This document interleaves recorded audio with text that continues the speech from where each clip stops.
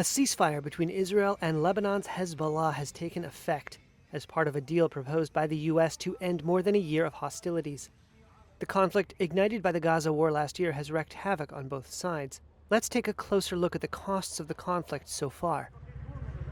At least 3,768 people have been killed in Lebanon and 15,699 wounded since October 2023, according to Lebanon's health ministry.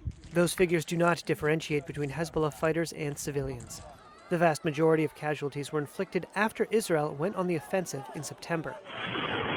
Hezbollah strikes have killed 45 civilians in northern Israel and the Israeli-occupied Golan Heights. Israeli authorities said at least 73 Israeli soldiers have been killed in northern Israel, the Golan Heights, and in combat in southern Lebanon. Over 886,000 people have been displaced within Lebanon, according to the International Organization for Migration and the UN Refugee Agency.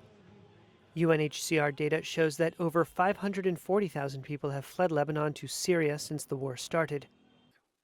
In Israel, some 60,000 people evacuated their homes in the north. Houses and buildings in both Lebanon and Israel have been destroyed. In Lebanon, the cost of damage to housing is estimated at $2.8 billion, with tens of thousands of houses in ruins. A World Bank report also estimated agricultural losses of more than $1.1 billion as crops and livestock have been destroyed and farmers displaced. In Israel, authorities estimate property damage to be at least $273 million. The bulk of the damage in Israel has been inflicted in areas adjacent to the Lebanese border, pummeled by Hezbollah rockets. A preliminary World Bank estimate has put the damage and losses in Lebanon at $8.5 billion. Lebanon's GDP is also projected to contract by 5.7% in 2024. Tourism and hospitality, which are key contributors to Lebanon's economy, have been hit hardest. For Israel, the conflict with the Iran-backed group has compounded the economic impact of the war in Gaza.